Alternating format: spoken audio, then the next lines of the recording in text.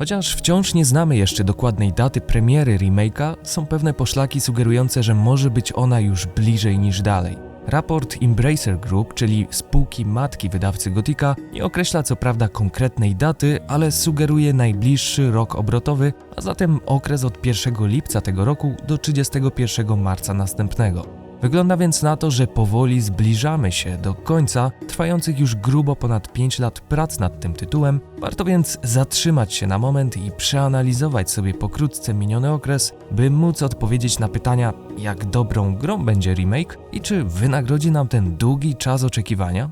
Zapraszam do materiału.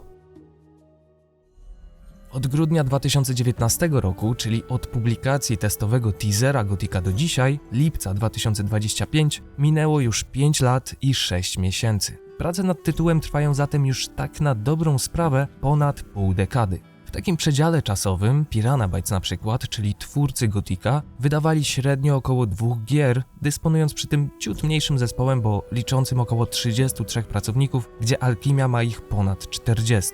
Oczywiście Piranie pracowały na własnym, autorskim i dosyć przestarzałym silniku graficznym, ulepszanym z biegiem lat, ale znacznie ograniczonym. Miały też już wypracowany własny styl tworzenia gier, więc naturalnie wszystko powstawało szybciej. Alchemia tego nie posiada, do tworzenia remake'a natomiast wybrała najnowszy Unreal Engine, aktualnie uchodzący za jeden z najbardziej zaawansowanych ogólnodostępnych silników do tworzenia gier. Mimo wszystko jednak na pierwszy rzut oka wydawać by się mogło, że tworzenie remake'a ciągnie się w nieskończoność, ponieważ upłynął już naprawdę szmat czasu, a gry i konkretnej daty jej premiery ciągle brak. To z kolei rodzi pytania chociażby o to, czy gra nie będzie przestarzała w momencie premiery lub, co gorsza, czy zespół da radę w ogóle udźwignąć ciężar wskrzeszenia tego klasyka.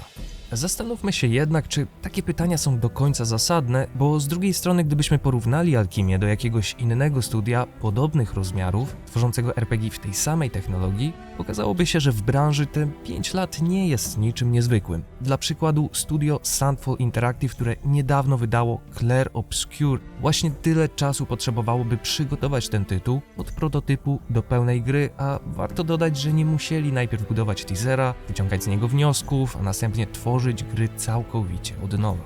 Co ważne, w kwestii przestarzałości cały projekt remake'a został też przeniesiony z 4 Unreal'a na 5. Nie ma się więc specjalnie czym martwić, bo 5 stanowi milowy wręcz krok naprzód i póki co, oprócz nadchodzących do niej aktualizacji, raczej nie ma na rynku nic lepszego.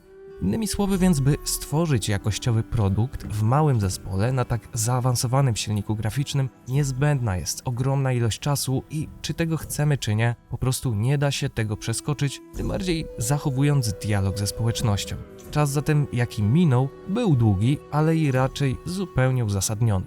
Remake nie jest też remasterem, wszystko zatem trzeba tam było zbudować od zera, a twórcy z Alchemii musieli prawdopodobnie więc w wielu kwestiach analizować grę trochę jak archeolodzy, by odwzorować cały model świata, sposób jego funkcjonowania, balans i wiele innych elementów, mając przy tym raczej niewielki margines błędu i ogromne oczekiwania stawiane przez społeczność, by gra pozostała wierna swojemu duchowi.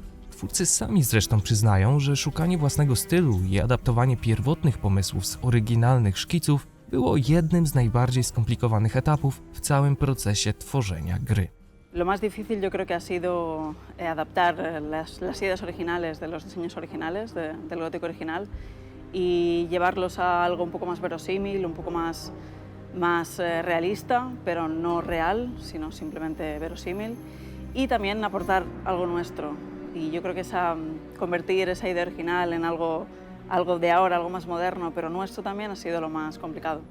Osobiście uważam więc, że jak na warunki, w których przyszło im pracować, radzą sobie całkiem nieźle i pomijając kilka PR-owych wpadek, które zaliczyli po drodze, jak na przykład droga i kiepskiej jakości kolekcjonerka, czy podwyższenie cen klasycznych gotików, widać, że mocno wsłuchują się w głos społeczności i pozwalają, by kształtował on kierunek remake'a, a to jest akurat bardzo dobra rzecz. I chociaż patrząc historycznie nie jest to bezprecedensowa sytuacja, bo w branży były już gry, jak na przykład trzeci Baldur's Gate, gdzie przez 3 lata deweloperzy wdrażali zmiany we wczesnym dostępie na podstawie opinii graczy, takie podejście należy generalnie do rzadkości i z perspektywy fana jest chyba najlepszym, co mogło się tej serii przytrafić, choć oczywiście wiadomo, że nigdy nie uda się też zadowolić każdego.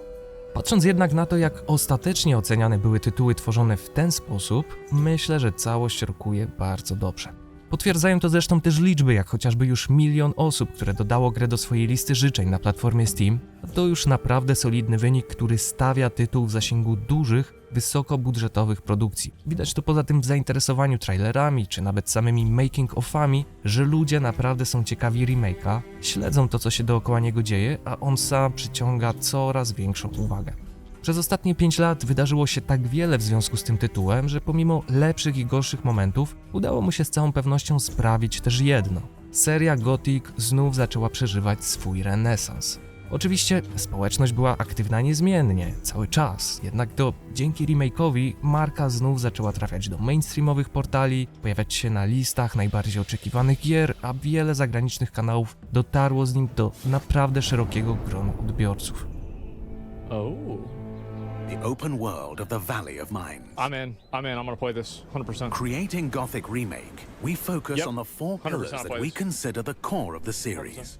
Na naszych oczach rodzi się powoli na nowo klasyk, tworzony w dużej mierze przez autentycznych fanów tej gry, co widać, który ma spore szanse na to, by przenieść nas po raz kolejny na wiele godzin do kolonii, przy okazji pokazać ją od zupełnie nowej strony, wzbogaconej o przeróżne, niedokończone oryginalnie pomysły, a przede wszystkim ma szansę zainteresować sobą nowych graczy, dzięki czemu prawdopodobieństwo remake'a kolejnej części staje się coraz większe. Mam nadzieję, że tak właśnie będzie, a na podstawie minionych lat, podejścia twórców i wszystkiego, co widzieliśmy, sądzę, że nowy Gothic zapowiada się bardzo interesująco i myślę, że będzie wart tego długiego czasu oczekiwania. Patrząc tak fundamentalnie, wydaje się być też zwyczajnie ciekawym projektem, tworzonym z dużą ilością serducha, co na pewno nie jest łatwe pod tak dużą presją. I chociaż jeszcze prawdopodobnie sobie na niego poczekamy, to mimo wszystko jesteśmy już bliżej niż dalej i to mnie naprawdę cieszy. Dajcie znać, co sądzicie o remake'u. Napiszcie w komentarzu, jak wy zapatrujecie się na cały ten projekt po tych 5 długich latach.